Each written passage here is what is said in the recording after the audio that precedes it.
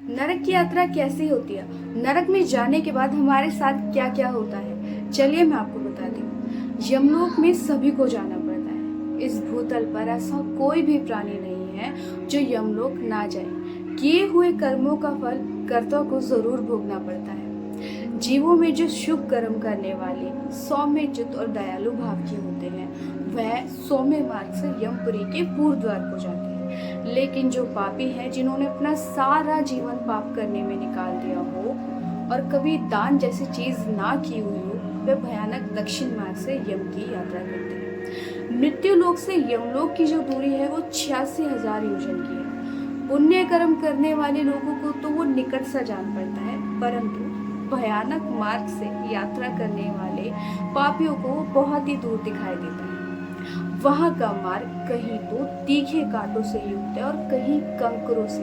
कम या ज्यादा पाप करने वाले के हिसाब से वहाँ की कठिनाइयाँ भी बढ़ती और घटती रहती है। कहीं कहीं यमपुरी के मार्ग पर लोहे के सूहे के समान तीखे ढाल फैले हुए हैं। जिन्होंने कभी दान नहीं किया, वे लोग ही इस प्रकार का दुख उठाते हैं। जिन्होंने अपने जीवन में दान जैसा पुण्य किया होता है, वो आराम से यमलोक की यात्रा करते हैं। और जब एक आत्मा इतने कष्ट उठाने के बाद प्रेतपुरी पहुंच जाती है, तब उसके बारे में यमराज जी को सूचना दी जाती है। फिर उन आत्माओं को यमराज के सामने ले जाकर खड़े कर देते हैं।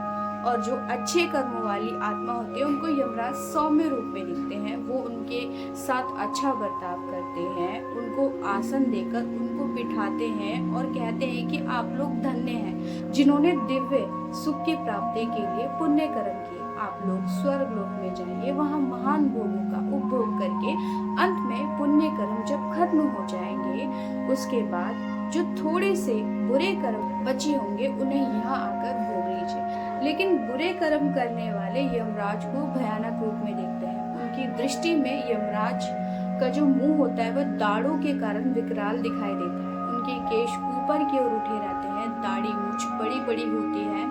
उनको 18 भुजाएं दिखाई देती हैं। वे गुस्सैल और काले दिखाई देते हैं। उनके हाथों में सब प्रकार के अस्त्र शस्त्र उठे रहते हैं। वो सब तरह की सजा बताकर एक आत्मा को बहुत डराते हैं, डांटते हैं।